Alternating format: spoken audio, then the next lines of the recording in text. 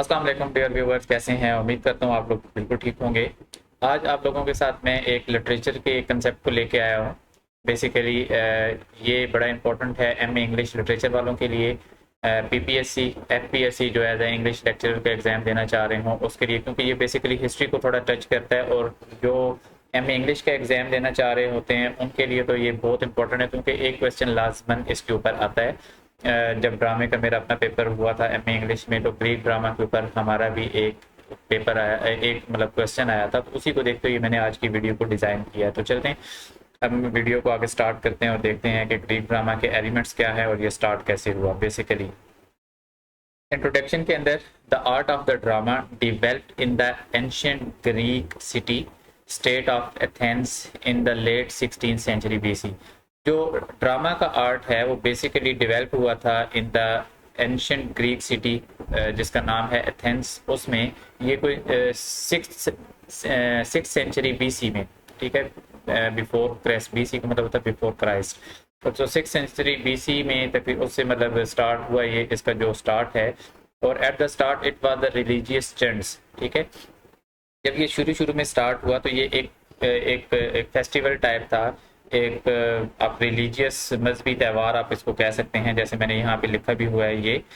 तो उसके हवाले से आप इसको देख सकते हैं कि ये एक सॉन्ग्स का एक मजमुआ होता था, जो कि ऑनर में, in the honour of Dionysus Dionysus के ऑनर में एक फेस्टिवल मुनक्किद किया जाता था, जिसमें बहुत सारे डिफरेंट लोग आके और अपने अपने जो या कोरस आते थे और आके अपने अपने सॉन्ग्स या वो रिलीजियस जो सॉन्ग्स थे वो प्रेजेंट करते थे उसके ऑनर में। और Dionysus basically the god of wine है, क्योंकि आपको पता है कि जो ग्रीक यूनान है, ग्रीक कहते हैं यूनानियों को, तो यूनानियों में ना मिथ्स बहुत मशहूर हैं और उनके गॉड्स और देवी या देवी देवता वगैरह बहुत मशहूर हैं। तो ये बेसिकली उनका डायनासिस जो गॉड है, गॉड ऑफ वाइन उसको कहते हैं। तो इसके ऑनर में एक फेस्टिवल मुनक्किद होता था। उसके उसके अंदर डिफरेंट जो मतलब लोग अपने अपने अदब को पेश करते थे, उस फेस्टिवल से स्टार्ट हुआ basically. Gradually drama was, third point है, gradually drama was started as a tragedy. ठीक है, ये मतलब ऐसा ऐसा ये पे डेवलप होता चला गया, ट्रेजिडीज के ऊपर आया, which centred on the gods and Greek mythical past. ठीक है, तो इसका जो सेंटर था वो क्या था, ये इसका सेंटर ये था कि ये मिथिकल पास्ट, जो उनकी मिथ्स थी पहले, जो हकायात उनकी गुजरी हुई थी उनके ऊपर था। और गॉड्स, उनके जो देवी देवता थे उनकी स्टोरीज और उनके जो पावर्स हैं उसके ऊपर उन्होंने इसकी बेस किया हुआ था इसको। The early works in the drama, fourth point इसका है, जो बेसिकली जो स्टार्ट में जो इसका वर्क था in the drama focus on the good and evil, अच्छाई और बुराई के ऊपर इसकी तवज्जो थी। ये जैसे मैंने यहाँ पे बताया भी हुआ है, अच्छाई और बुराई के ऊपर था। That existed simultaneously in the world, जो कि आमतौर पे दुनिया के अंदर, आपको पता है, हम एज अ मुस्लिम हमें पता है कि अच्छाई और बुराई की जंग चल रही है, अजल से चल रही है और अब तक चलती रहेगी। अच्छाई और बुराई की जंग है, as well as the other contradictory forces, और इसके अलावा जो दूसरी मुतजाद फोर्सेस हैं नेचर की और outside the world, human nature, क्योंकि इंसान की एक अपनी फितरत होती है, एक दुनिया के अंदर एक निज़ाम चल रहा है तो उनमें कहीं ना कहीं तसादुम पाया जाता है। तो उनके दरमियान जो एक कंट्राडिक्टरी फोर्सेस में एक तसादुम है, उसके ऊपर उसकी जो बेस थीम्स वो रखते थे, वो गुड एंड ईवल उसके ऊपर रखते होते थे, या कंट्राडिक्टरी फोर्सेस के ऊपर उसका वर्क चल रहा होता था। ठीक है, ये तो एक बेसिकली इंट्रोडक्शन है जो मैंने इसकी तमहीद बांधी है। अब चलते हैं कि इसके फेमस राइटर्स कौन से हैं, जो मतलब फेमस ऑथर्स हैं इन ग्रीक ड्रामा। बेसिक तो वैसे बहुत सारे राइटर्स हैं जिन्होंने ग्रीक ड्रामाज और इस फेस्टिवल्स के अंदर उन्होंने अपना हिस्सा डाला, अपने अपना लिखा उन्होंने काफ़ी सारा। लेकिन जो उनमें फेमस हैं वो बेसिकली तीन हैं, और जिनको थ्री ट्रेजिडियंस भी कहते हैं या ग्रीक ग्रेट ट्रेजिडियंस भी कहते हैं। उनमें पहला है एसिक्लस, दूसरा है यूरोपिडीज और तीसरा है सोफोक्लस। ठीक है, इन तीनों की मैंने डेट्स भी साथ में मेंशन करनी है, क्योंकि हिस्ट्री जब पूछी जाती है सम टाइम वो उनकी डेट्स को पूछ लेते हैं, उनकी date of death, date of birth वो पूछ लेते हैं, तो ये तीनों मैंने मेंशन करनी है। तो आगे इसको डिटेल में हम देखते हैं कि इन तीनों ने, इनके जो वर्क है थोड़ा थोड़ा उसको देखते हैं। सबसे पहले है एस्किलस। एस्किलस जो है ये ही वाज बर्न इन एल्यूसिस, ये भी एथेंस का एक एरिया, ग्रीक मतलब जो इंटायर ग्रीक वो है डोमेन है, उसके अंदर एक एरिया है एल्यूसिस, उसके अंदर ये पैदा हुआ। ही lifted the dramatic presentation. Dramatic presentation क्या कहते हैं, किसको कहते हैं? ड्रामेटिक प्रेजेंटेशन कहते हैं कि जो ड्रामा बेसिकली प्रेजेंट किया जाता था आजकल तो ड्रामे हम एक्शंस में देखते हैं, एक स्टोरी लिखी जाती है, फिर उस पर रिकॉर्डिंग होती है और फिर उसके बाद उसको प्रेजेंट किया जाता है। लेकिन जो ग्रीक ड्रामा से वो स्टेज के ऊपर मुनक्किद होते थे, स्क्रिप्ट लिखा जाता था और उसको फिर पढ़ के सुनाया जाता था, उसको स्टेज के ऊपर लोगों को, ऑडियंस को बताया जाता था। तो उसने जो ड्रामेटिक प्रेजेंटेशन थी उसको from choral performance to a work of art. Choral performance कहते हैं कि शुरू शुरू में जो ड्रामे थे वो बेसिकली लोगों का एक, या ताइफा उसको कहते हैं, मजमुआ या लोगों का एक ग्रुप होता है, वो आता था स्टेज के ऊपर और वो पढ़ के रिसाइट करते थे, पढ़ के सुनाते थे कि ये स्टोरी है, और उस ऑडियंस बैठ के सुनते थे और उनको समझ आती थी कि हाँ ये एक स्टोरी है या ये एक ड्रामा चल रहा है। तो उसने उसको वहां से उठाया और उसको वर्क ऑफ आर्ट में, मतलब उसका दर्जा दिया उसने वर्क ऑफ आर्ट का। किसने? एसिकिलस ने। सेकंड उसने क्या, उसका जो बेसिक पॉइंट है वो ये है कि add a second actor on the stage. उससे पहले एक एक्टर होता था जो आके रिसाइट करके चला जाता था, या फिर कोरस का मजमुआ आ जाता था वो बता के चला जाता था, लेकिन उसने एक एक्टर के साथ एक सेकंड एक्टर को भी ऐड किया। ये इसकी एक ड्रामेटिक फॉर्म के अंदर एक इसने इनोवेशन की थी। और अलाइन फॉर द डायलॉग्स, और उसने अलाउ किया कि जो मतलब करेक्टर्स है या जो स्टेज पे आता है वो उसको वो डायलॉग बोलता था, उसकी अपनी लाइन होती थी, वो बोल के और परफॉर्म करके दिखाता था। तीसरा उसने क्या मेजर काम किया, उसने reduce the number of chorus from 50 to about 15। पहले 50 लोगों का एक ग्रुप आता था स्टेज के ऊपर, फिर इसने इसको रिड्यूस किया, कम किया और उसको 15 लोगों पे, उसने कहा ये 15 लोग इनफ हैं जो कि इस चीज को बयान कर सकते हैं। ठीक है, तो ये इसका एक ये है। उसके बाद उसने tragic drama was presented through the action then recitation.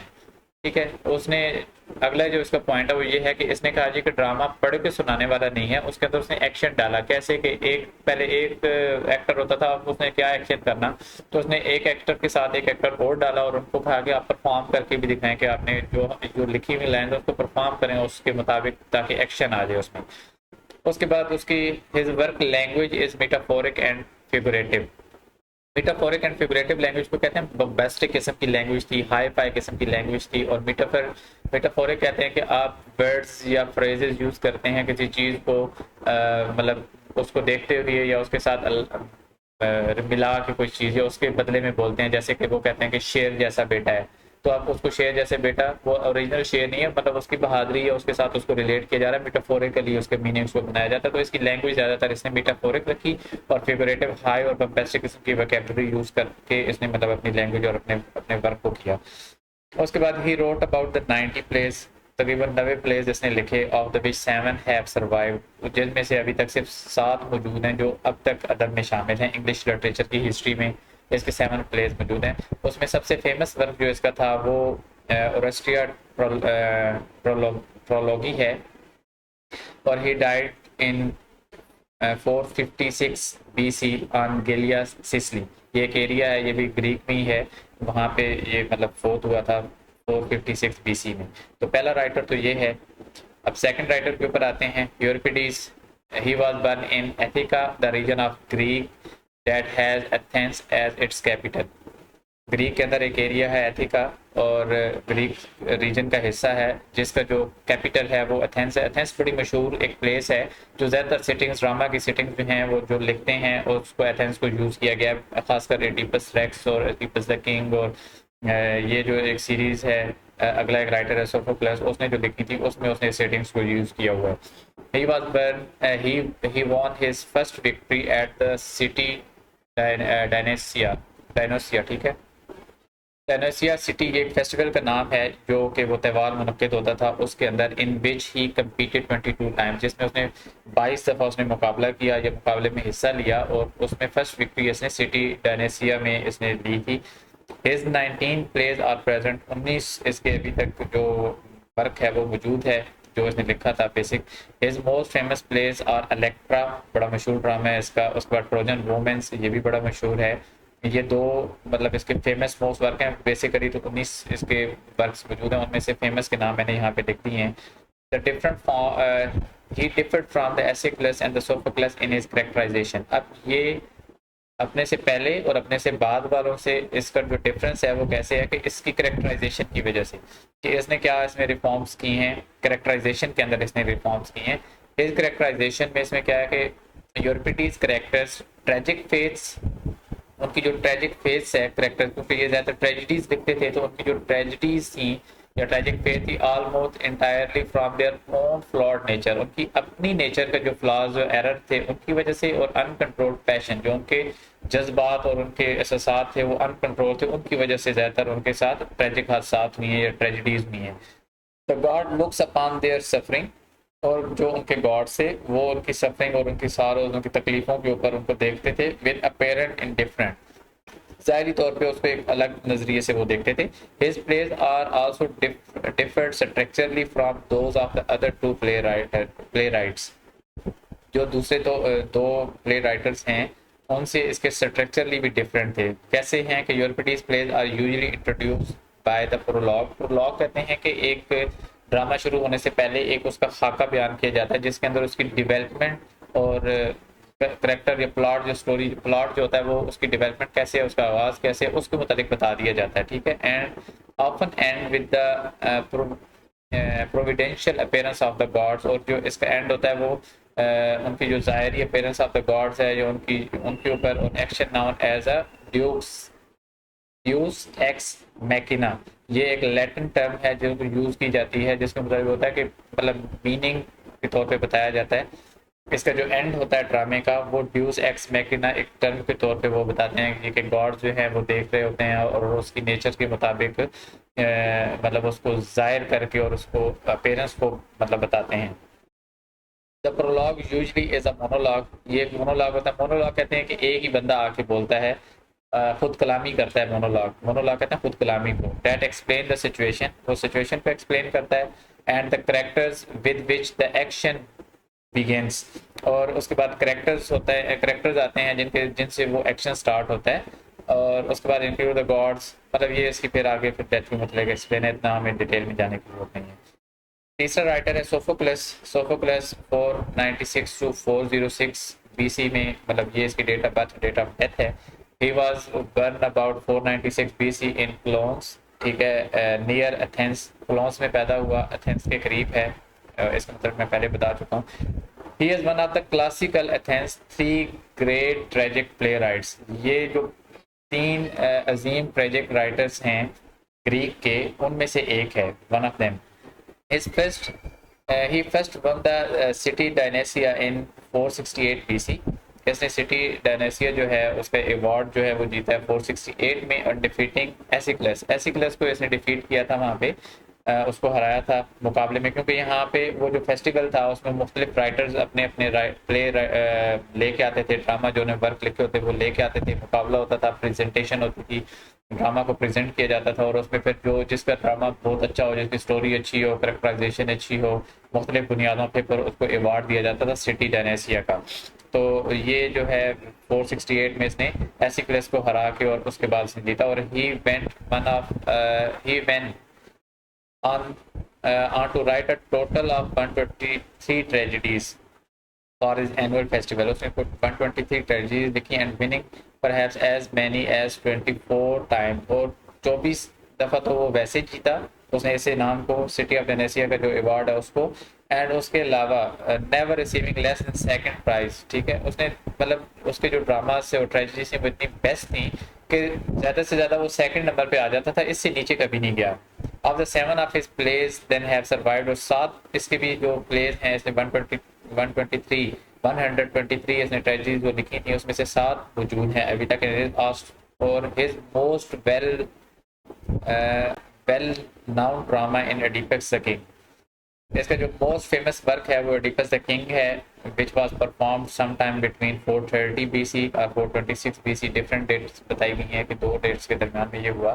Sophocles also made important dramatic innovations, इसने बड़ी इंपॉर्टेंट इनोवेशंस की। कौन सी की? He reduced the number of members of the chorus, इसने भी जो कोरस के मेंबर्स हैं उसको रिड्यूस किया, और add a third actor on the stage, और इसने तीसरा एक्टर भी ऐड कर दिया कि स्टेज पे 2 के बजाय 3 एक्टर्स भी हो सकते हैं और वो आपस में डायलॉग्स को वो बोल सकते हैं, ठीक है। और ये जाना जाता था, he is noted for his language artistry, अपने वर्क की वजह से, और विविड करेक्टराइजेशन, और उसकी जो करेक्टराइजेशन थी वो बड़ी कमाल की थी। इसकी वजह से इसके वर्क को जाना जाता था। और इसकी जो डेथ हुई थी ये 406 BC में इन एथेंस के अंदर इसकी जो डेथ हुई थी बेसिकली। ये इसके मतलब है मेन पॉइंट्स जो मैंने बता दिए। अब ग्रीक ड्रामा के अंदर आगे थीम्स क्या क्या यूज होती थी? ट्रेजिडी, जैसे मैंने यहाँ पे देखा है, ट्रेजिडी यूज होती रही है। कॉमेडी, इसको बड़ा इसको भी, कॉमेडी को भी एज अ थीम, बेसिकली तो कॉमेडी एक एक टर्म भी है और कॉमेडी को एज अ थीम भी यूज किया जाता रहा है इसके अंदर, ठीक है। स्ट्रगल एंड रिबिलियंस, ठीक है, स्ट्रगल स्ट्रगल जैसे कि हीरो की स्ट्रगल दिखाई जाती है उसके अंदर, कि कैसे उसने अपने राया को, या कि ज़्यादातर एलीट क्लास को उसमें अगर शो किया गया तो कैसे उसने अपनी राया को बचाने के लिए स्ट्रगल की, और रिबिलियंस लोग बागी थे उन्होंने कैसे मतलब डिफरेंट ये कंसेप्ट को उसको एक्सप्लेन किया गया है। कॉमन मैन को दिखाया गया, ये भी बड़ी आम सी मतलब इम्पोर्टेंट थीम थी जो यूज हुई। मेथोलॉजी एंड द गॉड्स, जो ग्रीक की मिथ्स हैं, उनकी स्टोरी हकायात हैं वो, और उनके गॉड्स जो हैं उनके मुताबिक भी ये चीज़ें बयान की गई हैं। उसके बाद लव को भी एज अ थीम इम्पोर्टेंटली इसमें यूज किया गया रिसेंटली इनके वर्क्स के अंदर। ग्रीक ड्रामा स्टाइल, स्टाइल की बात करते हैं तो स्टाइल में क्या है कि जो इसके बेसिकली स्ट्रक्चर के अंदर चीज आती है, एज अरिस्टोटल, अरिस्टोटल ने पोएटिक के अंदर जैसे एक्सप्लेन किया है कि जो ड्रामा या ट्रेजेडीज होती हैं वो फॉलो करती हैं, उनका जो प्लॉट होता है वो फॉलो करता है किसको?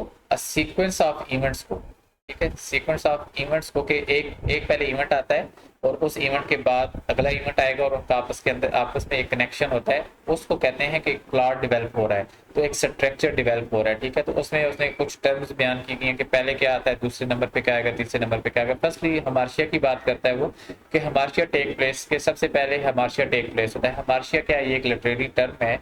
This is a tragic error committed by the hero. क्या होता है कि एक एरर है, या आप कह सकते हैं कि सिन है, गुनाह है, या मतलब एक एक काम है जो कि सरजद होता है हीरो से। और कैसे होता है? अननोइंगली, उसे पता नहीं होता कि मैं जो काम कर रहा हूँ ये बाद में मेरे लिए ही मुसीबत की वो वबाल वबाल का सबब बन जाएगा। अननोइंगली वो मतलब बगैर जाने और बगैर समझे उसे काम वो सरजद हो जाता है। जैसे कि मिसाल के तौर पे Oedipus act of the killing Laos, मतलब किंग लायोस को जब उसने एक जगह पे जाके एक उसको कहते हैं चौक के ऊपर, चौराहे के ऊपर जब उसने किंग लायोस को कत्ल किया था, तो कैसे हुआ कि उनका आपस में वो जा रहा था और उनके आपस में मतभेड़ हुई, आपस में तकरार हुई, और वहां पे उसने वो डाकुओं को और उनको मतलब कत्ल कर दिया, उसमें किंग लायोस भी मारा गया।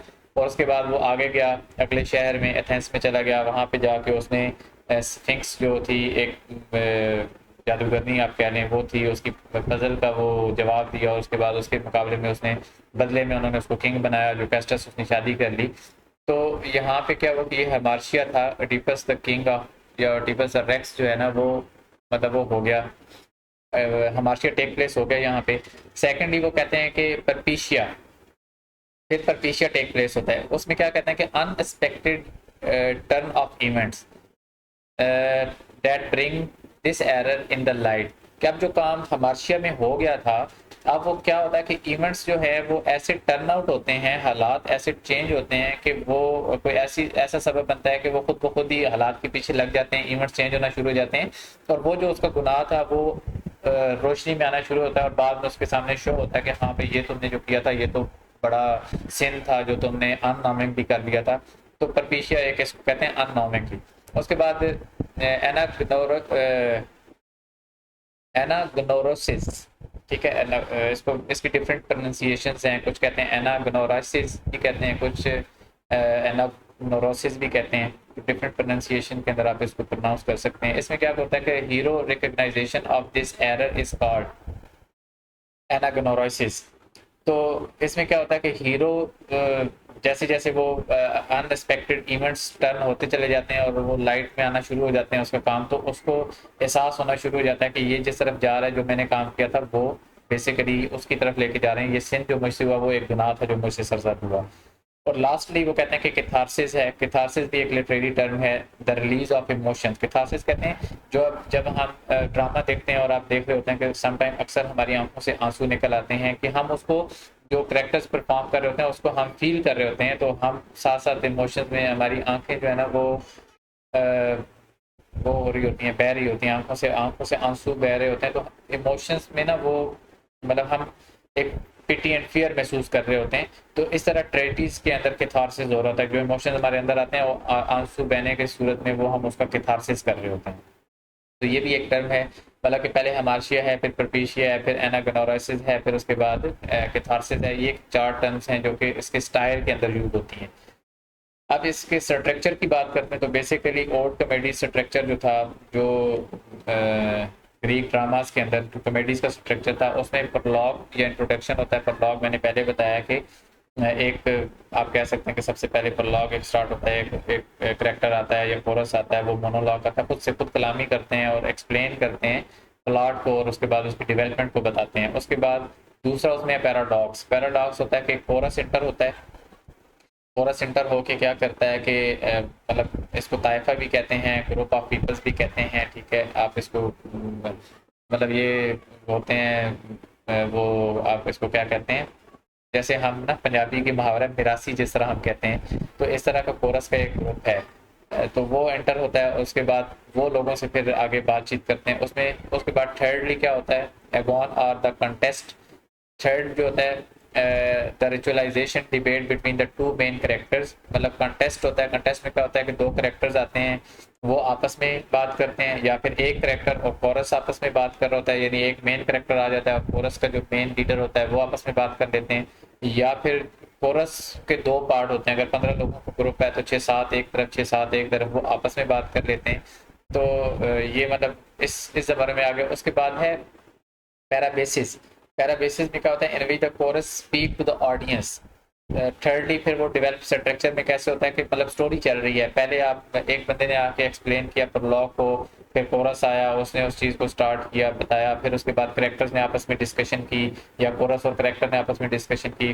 फिर पैराबेसिस ये भी एक टर्म है, उसमें क्या होता है कि जो कोरस है वो ऑडियंस से बात कर रहा होता है, मतलब ऑडियंस की तरफ देख के वो हम कलाम हो रहे होते हैं और बात कर रहे होते हैं, जिससे ऑडियंस को समझ आ रही होती है कि हाँ स्टोरी किस तरफ जा रही है। और उसके बाद फिर उसका मतलब उसमें वो एक्सप्लेन पॉलिटिकली वो क्रिटिसाइज करते हैं, सोशल इवेंट्स को बताते हैं, डिफरेंट चीज़ें वो एक्सप्लेन करते हैं। उसके बाद जो उसका अगला पॉइंट है उसमें है बिक्वेंट या वेडिंग। मतलब आखिर में उसका जो एंड है वो किसी की शादी पे हो जाता है, या फिर उसका अगर कॉमेडी है तो वो शादी में हो जाएगा, अगर ट्रेजेडी है तो उसका सारो और पेनफुल एंड होगा। और ओल्ड कॉमेडी के अंदर एक बेसिक और भी चीज़ है, वो ये है कि वो फॉर्मल डिज़ाइन को, फॉर्मेलिटी मतलब उसको लेके चलती है, वो इनफॉर्मल स्ट्रक्चर को यूज़ नहीं करती, ठीक है। ओल्ड कॉमेडी जो है, अब जो न्यू कॉमेडी है वो तो इनफॉर्मल को भी यूज़ कर रही होती है। और it had little conventional plot instead of presenting a series of episode. मतलब उसमें सीरीज ऑफ एपिसोड नहीं होती, लिटिल कन्वेंशन प्लॉट होता है, इस तरह की चीज़ें इसमें होती हैं। आई होप सो आपको आज की एक्सप्लेनेशन पसंद आई होगी। मैंने कोशिश की है कि बहुत सारे पॉइंट्स इसमें कवर करूं, जो मेरा अपना नॉलेज है, जो मैंने पढ़ा था जहाँ जहाँ से, वो मैंने इसमें एक्सप्लेन करने की कोशिश की है। अगर फिर भी कोई चीज़ आपको समझ नहीं आती तो आप कमेंट्स में मुझे ज़रूर बताइएगा, ताकि मैं इसको मज़ीद डिटेल में एक्सप्लेन कर सकूँ, या इसके मुख्तलिफ पार्ट्स हैं, क्योंकि एक पूरा टॉपिक है ग्रीक ड्रामा, एक बहुत बड़ा वो एक पार्ट है, उसको इस तरह शॉर्टली एक्सप्लेन करना काफ़ी टफ हो जाता है। हाँ, उसके अलग अलग पार्ट्स, जैसे उसका स्टाइल है, उसकी करेक्टराइजेशन है, उसकी थीम्स हैं, उसका हिस्टोरिकल कंटेक्स्ट है, इन सारों पे अलग अलग वीडियोस में बना के उसको डिटेल में बताया जा सकता है। तो अगर आप लोग इसमें इंटरेस्टेड हैं तो मुझे ज़रूर कमेंट्स में आगाह कीजिएगा, और इस वीडियो को अपने अगर पसंद आए तो दोस्तों के साथ शेयर करें, और लोगों को भी बताएं कि वो इसको सुने और इसको देखें। आई ऑल्सो कि उन लोगों को भी इससे फ़ायदा हो। मिलते हैं नेक्स्ट वीडियो में, तब तक अपना ख्याल रखिएगा। अल्लाह हाफिज़।